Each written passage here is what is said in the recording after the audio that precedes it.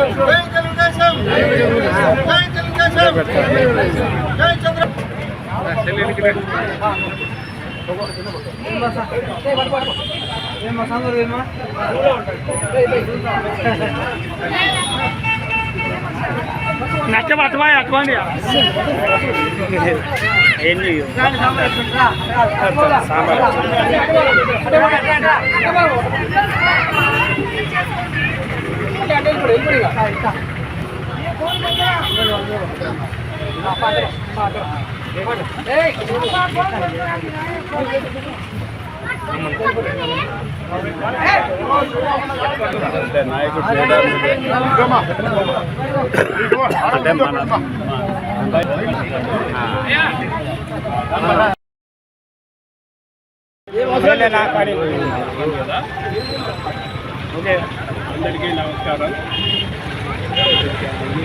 ఈరోజు కడప నగరంలో Telugu Desam party city president గారి ఆధ్వర్యంలో, శివకొండారెడ్డి గారి ఆధ్వర్యంలో కడప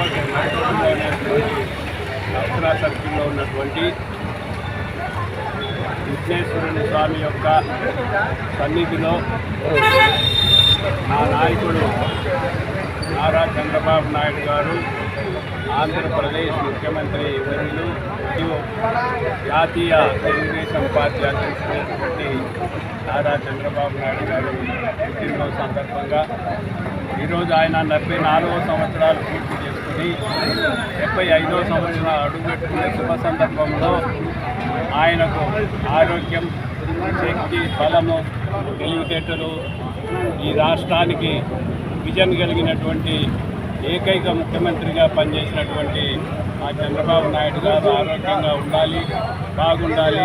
ఆయన మున్ముందు ఇంకా కొన్ని సంవత్సరాలు ఈ రాష్ట్రానికి ముఖ్యమంత్రిగా ఉండి విజన్ 2047 కార్యక్రమాన్ని దిగ్విజయంగా నెరవేర్చేదానికి ఆయనకు శక్తి ప్రసాదించాలని ఆ విఘ్నేశ్వర స్వామిని మేమంతా సిటీ ప్రెసిడెంట్ ఆధ్వర్యంలో అందరము, రవిశంకర్ రెడ్డి, జనార్దన్ రెడ్డి, సుబ్బయ్య, అనేక మంది తెలుగుదేశం పార్టీ నాయకులు ఈరోజు ఇక్కడ హాజరై ఆయన ఆరోగ్యం బాగుండాలని ఆశీస్సులు, దేవుని ఆశీస్సులు కోరుకుంటూ, మరి మా నాయకుడు ఈరోజు రాష్ట్రంలో ఎంతో జగన్మోహన్ రెడ్డి గారు చేసినటువంటి అరాచకాల వల్ల రాష్ట్రం అసాధారణం అయితే ఈరోజు అమరావతిని మళ్ళా పూర్వవైభవం తీసుకురావడానికి నిలబెట్టి రాజధానిని అనేక వేల కోట్లు ఈ పాటికే టెండర్లు పూర్తి చేసి రాజధానిని ముందు తీసుకుపోయేదానికి హైదరాబాద్ నగరం కంటే ఇంకా గొప్పగా ఈరోజు 33,000 ఎకరాలు బ్లాక్ పూలింగ్ కింద తీసుకుంటే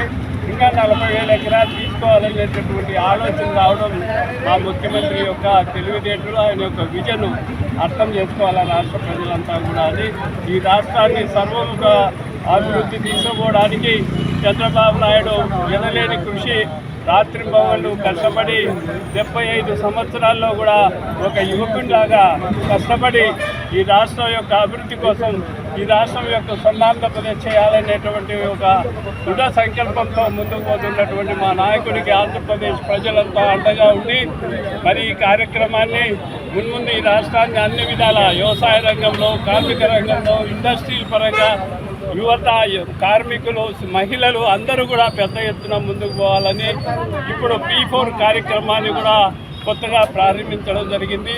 ఆ P4 కార్యక్రమంలో ఆర్థిక సమానత్వాన్ని తీసుకురావడానికి ఇది ఒక నాందిగా మరి అర్థం చేసుకొని ముందుకు పోవాలని మా నాయకుడికి ఇచ్చినటువంటి పిలుపును ప్రజలు స్వీకరించి ఈ యొక్క P4 కార్యక్రమాన్ని కూడా బాగా సక్రమంగా జరిపించాలని కోరుకుంటూ ఈ అవకాశం ఇచ్చినటువంటి పెద్దలందరికీ పేరు పేరున ధన్యవాదాలు తెలియజేసుకుంటూ తెలుగుదేశం పార్టీ ఈ రాష్ట్రంలో ఇంకా ఒక 20 సంవత్సరాల అధికారంలో ఉండాలని కోరుకుంటూ సెలవు తీసుకుంటున్నాం.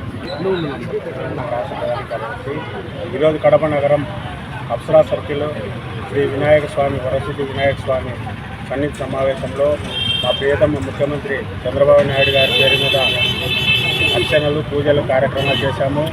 ఆయన ప్రయాణము సుదీర్ఘంగా జరగాలి, ఇంకా ఈ రాష్ట్రానికి ఒక 10 సంవత్సరాల కాలాల పాటు ముఖ్యమంత్రి పదవి చేయాలని ఈ సందర్భంగా ఇక్కడ కేకు కటింగు, పేదలకు అన్నదాన కార్యక్రమంలో నిర్వహించడమైనది. ఈ కార్యక్రమంలో పాల్గొన్న వాళ్ళంతా మా నగరాధ్యక్షుడు శివకొండారెడ్డి, జిల్లా ఉపాధ్యక్షుడు నక్కల శివరాం, శ్రీ జనార్దన్ రెడ్డి, కొండా సుబ్బయ్య గారు తదితరులు పాల్గొన్నారు. కార్యక్రమం దిగ్విజయంగా జరిగింది. మరి చంద్రబాబు నాయుడు గారు తెలుగుదేశం పార్టీ అంటే ఒక క్రమశిక్షణకు మారుపేరని అనేక సందర్భాల్లో చెప్తున్నాడు. ఆయన చెప్పేదేమంటే మనము క్రమశిక్షణగా ఉండాలా, ప్రజల్లో మన మీద అసూయ ద్వేష రాగాలు రాకుండా మనం పార్టీని కాపాడుకోవాలా. ఇంకా మునముందు ఈ రాష్ట్రాన్ని ఎంతో ఆర్థికంగా, సామాజికంగా, వ్యవసాయం, వ్యాపారం, విద్య, వైద్యం అన్ని రంగాల్లో ముందుకు తీసుకోవాలని ఆయన కుమారుడు శ్రీ లోకేష్ బాబు గారు నిరంతరం కృషి చేస్తున్నారు.